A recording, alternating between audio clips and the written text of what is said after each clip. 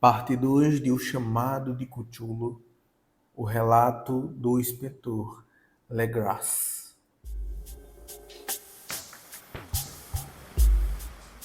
Os assuntos antigos que havia feito o sonho e o baixo relevo do escultor, tão significativos para meu tio, constituía um tema à segunda metade do longo manuscrito. Parece que anteriormente o professor Angel tinha visto uma vez os contornos infernais da inominada monstruosidade. Confundira-se diante dos hieróglifos desconhecidos e escutara as agorentas sílabas que só podem ser gravadas como Cthulhu. E tudo isso interligado de forma tão espantosa e horrível que não é de admirar que tenha perseguido o jovem Wilcox com perguntas e exigências de informações. Essa prévia experiência ocorrera em 1908, 17 anos antes, quando a Sociedade Arqueológica Americana realizou seu encontro anual em St. Louis. O professor Angel, como convinha a alguém de sua autoridade e realizações, tivera um papel proeminente em todas as deliberações, e foi um dos primeiros a serem abordados por diversos leigos que aproveitaram a oportunidade para fazer perguntas e pedir opinião de peritos sobre certos problemas. O principal desses leigos, que em breve se tornaria o foco do interesse de toda a reunião, foi um homem de meia idade e aparência convencional que tinha viajado desde Nova Orleans para obter certa informação especial, impossível de obter de qualquer fonte local. Seu nome era John Raymond Legras e sua profissão era inspetor de polícia. Trazia com ele a razão de sua visita, uma grotesca, repulsiva e aparentemente antiguíssima estatueta de pedra, cuja origem não conseguia determinar. Não se deve imaginar que o inspetor Legras tivesse o menor interesse em arqueologia. Ao contrário, o desejo do esclarecimento era movido por considerações puramente profissionais. A estatueta, ídolo, fetiche, ou o que quer que fosse, fora capturada alguns meses antes nas florestas pantanosas do sul de Nova Orleans, durante uma batida policial num suposto culto de voodoo. E tão singulares e medonhos eram os ritos ligados à peça, que a polícia de imediato percebeu que dera de cara com um culto sinistro, totalmente desconhecido para eles, e infinitamente mais diabólico que o mais negro dos círculos africanos de voodoo. Sobre sua origem, além das histórias esdrúxulas e inacreditáveis arrancadas aos membros capturados, absolutamente nada pôde ser descoberto. Daí a ansiedade da polícia por qualquer conhecimento de coisas antigas que pudesse ajudá-la a identificar o símbolo aterrador e, através dele, descobrir a fonte do culto. O inspetor Legras não estava de forma alguma preparado para a sensação que a sua intervenção causou. Um simples olhar no objeto fora o suficiente para lançar o homem de ciência ali reunido a um estado de tensa excitação.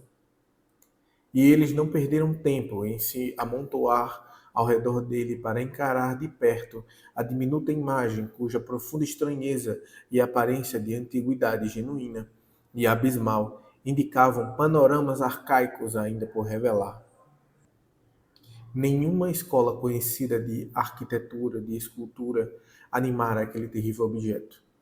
E, no entanto, séculos, até milênios pareciam gravados em sua bassa e esverdeada superfície de pedra não identificada. A imagem que foi finalmente passada devagar de mão em mão para o exame mais atento e cuidadoso tinha entre 15 e 18 centímetros de altura e era de elaborado artesanato. Representava um monstro vagamente antropóide, mas com uma cabeça semelhante à de um polvo e cujo rosto era uma massa de tentáculos.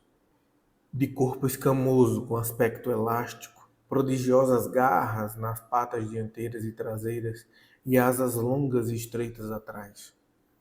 Essa coisa que parecia imbuída de assustadora e natural malignidade tinha uma corpulência algo estremecida e estava agachada ameaçadoramente sobre um bloco retangular ou um pedestal coberto de caracteres indecifráveis. As pontas das asas tocavam a beirada traseira do bloco. O assento ocupava o centro, as compridas e recurvadas garras das patas traseiras dobradas sobre si mesmas. Agarravam a beirada dianteira e estendiam-se por um quarto da altura do pedestal. A cabeça cefalópode estava inclinada para a frente, de modo que as extremidades dos tentáculos faciais variam as costas das maciças patas dianteiras que agarravam os joelhos dos membros traseiros. O aspecto geral era anormalmente vívido e ainda mais sutilmente assustador pelo fato de que a origem ser totalmente desconhecida. Embora sua vasta, espantosa, incalculável antiguidade fosse inegável, a estátua não apresentava ligação com nenhum tipo de arte pertencente à mocidade da civilização, ou, na verdade, a qualquer época. O seu próprio material era um mistério, pois a pedra lisa e negro esverdeada, com pintas douradas e iriscentes e estrias, não se assemelhava a nada familiar à geologia ou à mineralogia. Os caracteres ao longo da base eram igualmente intrigantes, e nenhum dos cientistas ali presentes, apesar de representarem metade do conhecimento mundial nesse campo, teve a menor noção sequer da mais remota filiação linguística deles. Tal como o tema e o material, esses caracteres pertenciam a alguma coisa horrivelmente distante e alheia à humanidade, como a conhecemos. Algo que sugeria, de forma assustadora, antigos e profanos ciclos de vida dos quais nosso mundo e as nossas concepções não fazem parte. No entanto, enquanto os vários cientistas balançavam a cabeça e admitiam-se derrotados perante o enigma trazido pelo inspetor, havia na reunião um homem a quem pareceram estranhamente familiares aquelas monstruosas formas de escrita. E então falou, com certa hesitação, do pouco que sabia a respeito. Era o falecido William Channing Webb, professor de antropologia na Universidade de Princeton e explorador de considerável renome. O professor Webb participara 48 anos antes de uma expedição à Groenlândia e à Islândia, em busca de inscrições rúnicas que não conseguiu achar. E ao percorrer a costa oeste da Groenlândia, havia encontrado uma singular tribo de esquimóis degenerados cuja religião, uma curiosa forma de culto ao diabo, provocou-lhe calafrios com sua repelência e deliberada sede de sangue. Tratava-se de um credo do qual os outros esquimóis pouco sabiam, e que só mencionavam com estremecimentos de terror, dizendo que vinham de eras terrivelmente antigas, anteriores à criação do mundo. Além de ritos inenarráveis de sacrifícios humanos, havia alguns esquisitos rituais hereditários dirigidos a um supremo diabo e ancião, ou Tornassuka, dos quais o professor Webb fizera uma cuidadosa transcrição fonética com a ajuda de um idoso Angekok, o bruxo sacerdote, grafando os sons e em caracteres romanos o melhor que pôde. Porém, o que mais interessava era o fetiche que esse culto idolatrava, em torno do qual dançavam quando a aurora boreal lambia os picos gelados. Segundo declarou o professor, tratava-se de um tosco baixo relevo de pedra que compreendia uma figura medonha e algumas inscrições crípticas. E até onde podia afirmar, coincidia nos aspectos essenciais com a coisa bestial que se tornara o centro das atenções na reunião. Essas informações, recebidas com assombro e emoção pelos presentes na reunião, foram ainda mais emocionantes para o inspetor Legras, que imediatamente começou a assediar o seu informante com perguntas, tendo anotado e transcrito um ritual oral entre os sectários brejeiros que seus homens haviam prendido. Pediu ao professor que procurasse lembrar o melhor que pudesse das sílabas anotadas entre os esquimós diabolistas. Seguiu-se então uma exaustiva comparação entre os detalhes e o momento de boquiaberto silêncio. Seguiu-se então uma exaustiva comparação de detalhes e um momento de boquiaberto silêncio, quando tanto o detetive quanto o cientista concordaram na identidade visual da frase comum aos dois ritos infernais, tão distantes um do outro, como se pertencessem a mundos diferentes. O que essencialmente tanto os bruxos esquimós quanto os sacerdotes brejeiros da Louisiana entoavam aos seus ídolos era algo semelhante ao que vai abaixo, sendo as divisões entre palavras supostas por analogia com as quebras tradicionais da frase quando cantada em voz alta. Claro que eu não vou ler isso, porque eu passarei vergonha, né? Enfim, nesse ponto, Legrasse levava vantagem sobre o professor Webb, pois vários dos seus prisioneiros mestiços haviam lhe repetido o que celebrantes mais velhos haviam lhes dito sobre o significado dessas palavras. Esse texto dizia mais ou menos o seguinte: na sua casa, em Hailé, Cthulhu morto espera sonhando. Então, em resposta a urgentes solicitações de todos, o inspetor Legrasse narrou tão detalhadamente quanto possível sua experiência com os idólatras dos pântanos,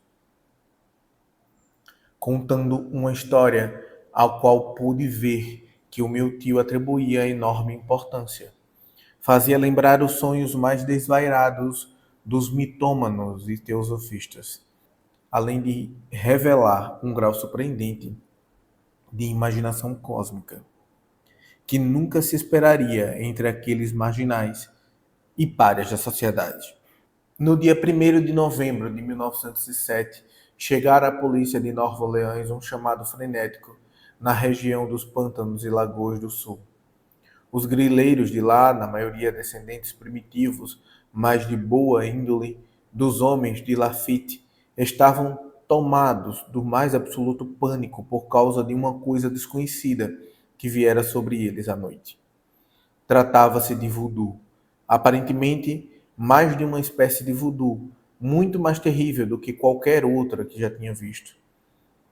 E algumas de suas mulheres e crianças haviam desaparecido desde que o malévolo Tatã começara a bater incessantemente bem para dentro das sombrias florestas, onde nenhum morador da região se aventurava. Ouvia-se gritos insanos e berros apavorantes, cânticos que gelavam o sangue e chamas demoníacas que bruxuleavam, e ninguém mais suportava aquilo, acrescentou o assustado mensageiro. Então, um grupo de 20 policiais em 2 carruagens e um automóvel havia partido no fim da tarde com o trêmulo grileiro como guia. No fim da estrada transitavam, desceram e chapinharam por milhas em silêncio, em meio aos terríveis bosques de ciprestes onde nunca raiava o dia. Medonhas raízes e malignas barbas de velho dificultavam a caminhada, e de vez em quando uma pilha de pedras úmidas e fragmentos de uma parede apodrecida intensificavam com sua sugestão de povoação sórdida. Uma angústia que cada árvore mal formada e a profusão de fungos contribuía para criar.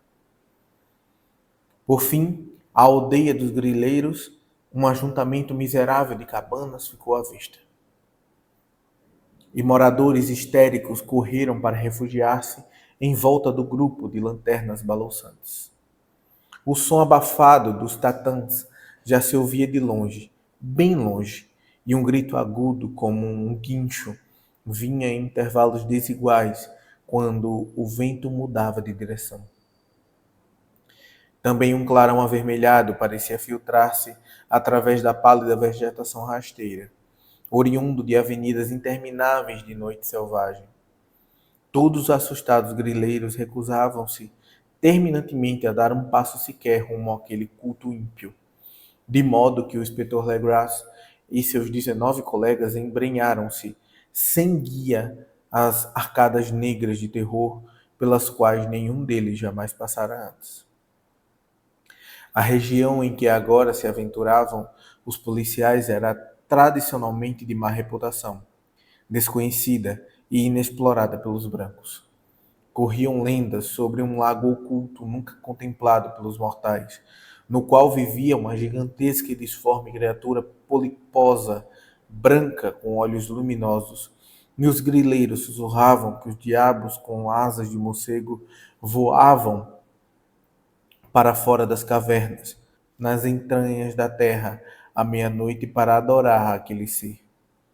Diziam que estivera lá antes de D'Iberville, antes de La Salle, antes dos índios e antes mesmo dos saudáveis animais e pássaros das florestas. A criatura era o pesadelo encarnado, e vê-la significava morrer. Mas também fazia os homens sonharem, por isso sabiam que deviam manter-se afastados. A atual orgia voodoo ocorria, de fato, no limite daquela área amaldiçoada. Daí o próprio local do culto ter talvez aterrorizado os grileiros mais do que os sonhos chocantes e os incidentes. Só a poesia ou a loucura poderiam descrever fielmente os barulhos ouvidos pelos homens de Legras, ao avançarem pelos atoleiros negros rumo ao clarão vermelho e aos tantãs abafados. Existem sons característicos de homens e característicos de bestas, e é pavoroso escutar quando a fonte deveria produzir o outro. A fúria animal e a silenciosidade orgiástica ali eram atiçadas a níveis demoníacos, por uivos e êxtases guinchantes que reverberam por aqueles bosques cobertos de noite como tempestades pestilenciais, emanadas dos abismos do inferno. De vez em quando, as ululações menos organizadas cessavam, e do que parecia um coro bem treinado de vozes roucas, eleva-se com uma ladainha aquela frase, o ritual nefando. Foi então que os homens, tendo alcançado um local onde as árvores eram mais finas, de repente avistaram o próprio espetáculo. 4 deles cambalearam, um desfaleceu, e 2 emitiam um grito frenético que a louca cacofonia da orgia afortunadamente encobriu. Legras jogou água no pântano no rosto do homem desmaiado, e todos ficaram trêmulos e quase hipnotizados de terror. Numa clareira natural do pântano havia uma ilha de relva em cerca de meio hectare, sem árvores e toleravelmente seca. Nela saltava e se retorcia uma indescritível horda de anormalidade humana que só um cime ou um mangarola poderiam pintar. Sem roupa alguma, aquelas criaturas híbridas zurravam, berravam e se contorciam ao redor de uma monstruosa fogueira circular, no meio da qual erguia-se, revelado por ocasionais frestas na cortina de chamas, um imponente monolito de granito com 2,5 metros de altura. Em cima dele, numa pequenez incongruente, jazia a nefasta estatueta. De um amplo circuito de 10 cadafalsos dispostos a intervalos regulares, com um monólito cingido de chamas ao centro, pendiam de ponta cabeça os corpos atrozmente mutilados dos indefesos grileiros que haviam desaparecido. Era dentro desse círculo que a roda de adorantes pulavam e rugiam da esquerda para a direita, num bacanal sem fim, entre o anel de cadáveres e o anel de fogo. Pode ter sido só imaginação, como podem ter sido apenas ecos, que induziram um dos homens, um excitável hispânico, a a julgar ter ouvido respostas antifonais ao ritual, vindas de um distante e penumbroso ponto do fundo da floresta de antigas lendas e horrores. Mais tarde encontrei e interroguei esse homem. Mais tarde encontrei e interroguei esse homem, Joseph D. Galvez, que mostrou ter uma imaginação delirante. De fato, ele chegou ao extremo de sugerir ter escutado um leve rufiar de grandes asas e vislumbrado olhos fulgurantes, bem como um montanhoso vulto branco, além das árvores remotas, mas eu suponho que ele andara assimilando muita superstição local. Na verdade, a pausa horrorizada dos homens foi de duração relativamente curta. O dever vinha em primeiro lugar, e embora houvesse quase 100 celebrantes naquela horda, a polícia confiou em suas armas de fogo e investiu resolutamente contra a nauseante turba. Por 5 minutos, o alarido e o caos resultantes foram indescritíveis. Golpes selvagens foram vibrados, tiros foram disparados e fugas ocorreram. Mas no final, Legrasse pôde contar com uns 47 soturnos prisioneiros, os quais forçou a vestir-se depressa e formar uma fila entre duas fileiras de policiais. 5 dos adoradores jaziam mortos e 2 gravemente feridos foram carregados em padiolas improvisadas por seus camaradas.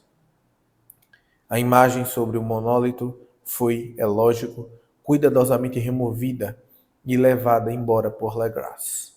Interrogados na chefatura de polícia, após uma jornada tensa e extenuante, verificou-se que todos os prisioneiros eram de classe social ínfima, mestiços e mentalmente perturbados. A maioria era marinheiros e um mangote de negros e mulatos, quase todos das Índias Ocidentais ou portugueses das ilhas de Cabo Verde. Davam uma tintura de voodoo ao culto heterogêneo. Antes, porém, que muitas perguntas fossem feitas, ficou claro de que se tratava de algo muito mais profundo e antigo do que o fetichismo negro. Degradadas e ignorantes que eram, aquelas criaturas atinham-se com surpreendente consistência à ideia central de seu credo abominável. Eles adoravam, segundo disseram, os grandes antigos, que viveram muito antes das terras da existência, que viveram muitas eras antes da existência do homem e que chegaram ao recém-criado mundo vindo do céu. Esses antigos haviam agora desaparecido no interior da terra e sobre o mar. Porém, mesmo mortos, haviam transmitido seus segredos em sonhos ao primeiro homem, que instaurou um culto que jamais morrera. Era esse o culto que professavam. E os prisioneiros afirmaram que ele sempre existira e sempre existiria, oculto em distantes locais desertos e sombrios por todo o mundo. Até o tempo em que o sumo sacerdote Cthulhu, de sua escura morada na poderosa cidade de Hylé, sobre as águas do mar se levantasse e pusesse de novo a terra sobre seu domínio. Um dia ele chamaria, quando as estrelas estivessem prontas, e o culto secreto estaria sempre à espera para libertá-lo. Até lá, nada mais seria dito. Havia um segredo que nem a tortura poderia extrair. A humanidade não estava de forma alguma sozinha entre os seres conscientes da Terra, pois formas saíam das trevas para visitar aos poucos fiéis. Mas esses não eram os grandes antigos. Nenhum homem jamais vira os antigos. O ídolo esculpido representava o grande Cthulhu, mas ninguém poderia dizer se os outros eram ou não exatamente como ele. Ninguém era capaz hoje em dia de ler a antiga escrita, porém as coisas eram transmitidas por tradição oral. O cântico ritual não era o segredo. Este nunca era falado em voz alta, apenas sussurrado. O cântico significava apenas isso. Na sua casa, em Hylé, Cthulhu morto espera sonhando. Apenas 2 dos prisioneiros foram considerados sãos o bastante para serem enforcados. Os demais foram internados em diversas instituições. Todos negaram participação dos assassinatos rituais e asseveraram que estes haviam sido obras dos Asas Negras, que tinham vindo a eles oriundos do seu imemorial ponto de encontro na Floresta Assombrada. Mas destes misteriosos aliados, nenhum relato coerente pode ser obtido. A maior parte que a polícia conseguiu averiguar veio de um mestiço fabulosamente idoso chamado Castro, que afirmava ter viajado a pontos longínquos e falava com líderes imortais do culto nas montanhas da China. O velho Castro recordava-se de fragmentos de medonhas lendas que empalideciam as especulações dos teosofistas e faziam o homem e o mundo parecerem recentes e efêmeros. Houve épocas em que os outros seres dominavam a terra e eles haviam erigido cidades colossais. De acordo com os chineses imortais que haviam dito, vestígios desses seres podiam ainda ser encontrados nas rochas ciclópicas em ilhas do Pacífico. Todos eles haviam morrido muitas eras antes da chegada do homem, mas havia estes capazes de fazê-los reviver quando as estrelas retornassem às posições certas do ciclo da eternidade. Eles mesmos tinham vindo das estrelas e trazido consigo suas imagens. Esses grandes antigos, prosseguiu Castro, não se compunham inteiramente de carne e ossos, tinham forma. Não provara aquela imagem talhada às estrelas? Mas essa forma não era feita de matéria. Quando as estrelas assumiam a configuração correta, eles podiam transportar-se de um mundo para o outro pelo espaço sideral. Mas quando as estrelas não eram favoráveis, eles não podiam viver. Contudo, embora já não vivessem, eles nunca verdadeiramente morriam. Jaziam todos em suas moradas de pedra na grande cidade de Hylé. Preservados pelos encantamentos do poderoso Cthulhu para uma gloriosa ressurreição, quando as estrelas e a terra estivessem mais uma vez prontas para eles. Chegado esse tempo, porém, alguma força exterior precisaria liberar seus corpos. Os encantamentos que os preservavam intactos também os impediam de fazer o movimento inicial, e tudo que podiam fazer era ficar despertos nas trevas e meditar. Enquanto milhões de anos se ecoavam. Sabiam de tudo o que acontecia no universo, pois comunicavam-se por telepatia. Mesmo naquele instante, conversavam em suas tumbas, quando, após infindáveis eras de caos, o primeiro homem surgiu. Os grandes antigos falavam aos mais sensíveis dentre eles, dando forma aos seus sonhos, pois só assim sua linguagem conseguia alcançar as mentes carnosas dos mamíferos. Em seguida, sussurrou Castro, aqueles primeiros homens formaram um culto ao redor de pequenos ídolos que os grandes lhes haviam mostrado. Ídolos trazidos de estrelas sombrias na noite dos tempos. Aquele culto jamais morreria, até que as estrelas ficassem propícias de novo, e então os sacerdotes secretos tirariam o grande Cthulhu da sua tumba para que estes fizessem reviver os seus súditos e retomasse o seu domínio sobre a terra. O tempo seria fácil de reconhecer, pois por essa época a humanidade já teria se tornado com os grandes antigos, livres, selvagens, além do bem e do mal, ignorando leis e preceitos morais, com todo mundo gritando, matando e farreando em meio à feroz alegria. Então os antigos libertados ensinar-lhes-iam novas formas de berrar e matar e ferrear com alegria desenfreada. e toda a terra se inflamaria num holocausto de êxtase e liberdade.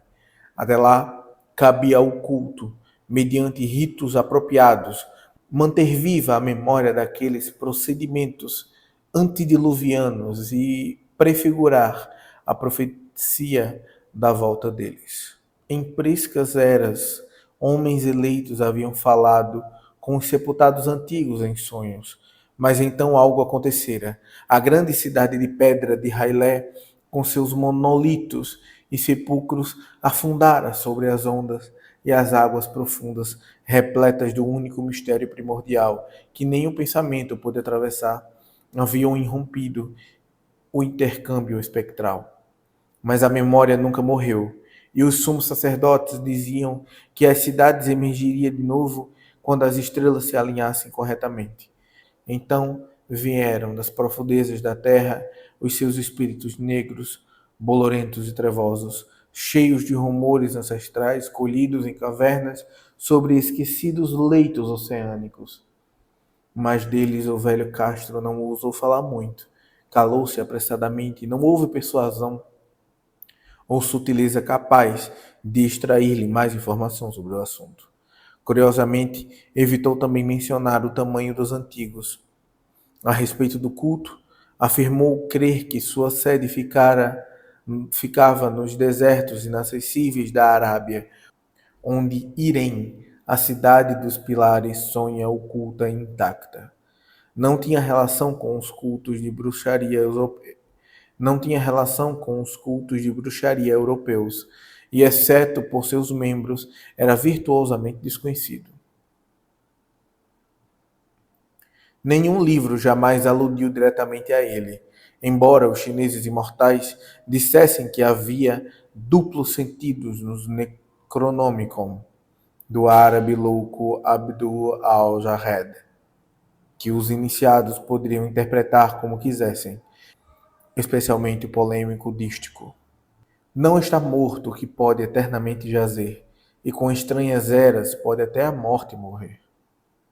Legrasse, bastante impressionado e não pouco estupefato, havia investigado em vão sobre as afiliações históricas do culto. Aparentemente Castro dissera a verdade ao afirmar que era totalmente secreto. As autoridades da Universidade de Tulane não puderam dar esclarecimento algum tanto a respeito do culto quanto da imagem. E agora o detetive viera consultar as maiores autoridades do país, sem nada obter além da história da Groenlândia contada pelo professor Webb. O interessante e febril despertado na reunião por Legrasse e sua narrativa corrobora pela estatueta encontrada na subsequente correspondência dos que estavam presentes, embora haja escassa menção ao incidente na publicação formal da sociedade. Cautela é a preocupação máxima daqueles que estão acostumados à charlatanice e à impostura ocasionais. Legrasse emprestou a imagem por algum tempo ao professor Webb, mas a morte deste foi-lhe devolvida. Com ele permanecia quando a vi. Não faz muito tempo. É uma coisa verdadeiramente medonha e inequivocadamente aparentada a escultura sonhada e esculpida pelo jovem Wilcox.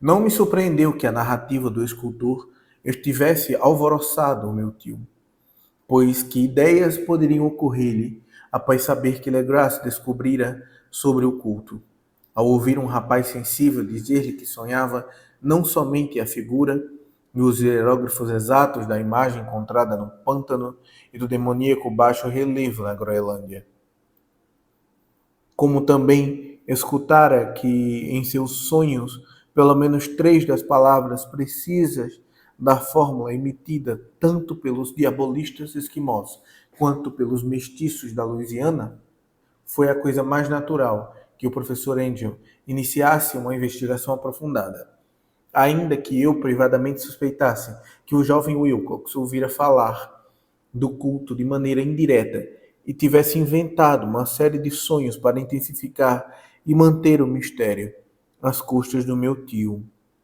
As narrativas de sonhos e recortes coletados pelo professor eram, é claro, forte corroboração. Mas o meu racionalismo e a extravagância da coisa toda levaram-me a adotar o que julguei ser a conclusão mais sensata. Assim, depois de estudar dedicadamente o manuscrito mais uma vez e de correlacionar as anotações teosóficas e antropológicas da narrativa feita por Legras sobre o culto, fiz uma viagem a Providence para ver o escultor e repreendê-lo devidamente por divertir-se às custas de um homem letrado e idoso. Wilcox ainda vivia sozinho no edifício Fleur-de-Lis, na rua Thomas, uma hedionda imitação vitoriana da arquitetura bretã do século XVI, que pavoneia sua fachada de estuque em meio às lindas casas coloniais da antiga colina e à sombra do mais esplêndido campanário georgiano dos Estados Unidos. Encontrei-o trabalhando em seus aposentos e de imediato constatei, a julgar pelas suas peças espalhadas, que seu talento era de fato profundo e original.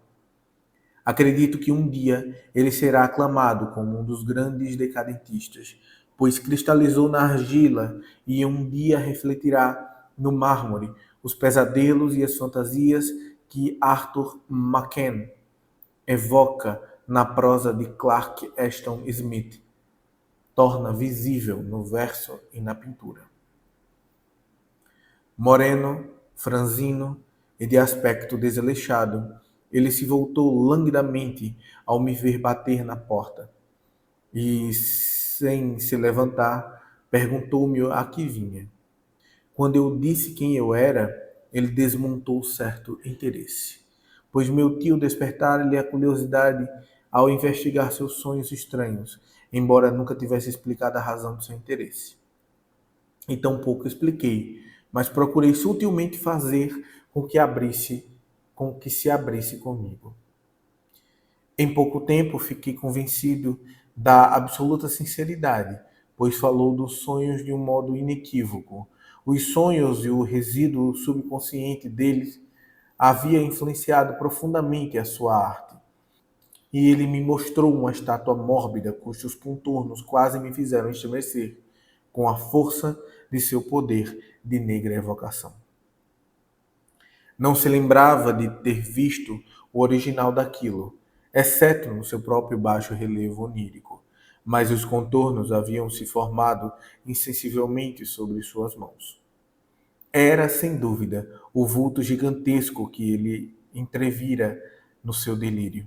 Deixou claro nada saber sobre o culto secreto, salvo o que o infatigável interrogatório do meu tio deixara escapar. E de novo me esforcei por imaginar algum modo pelo qual ele pudesse ter recebido as estranhas impressões. Falou de seus sonhos num modo estranhamente poético, fazendo-me ver com assustadora nitidez a úmida cidade ciclópica de lodosa pedra verde, cuja geometria ele enfatizou singularmente.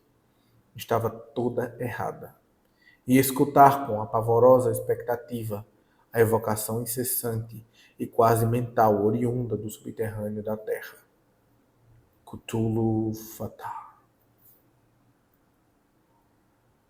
Essas palavras tinham feito parte daquele ritual macabro que falava do morto Cthulhu à espera, sonhando na sua tumba de pedra em Hylé.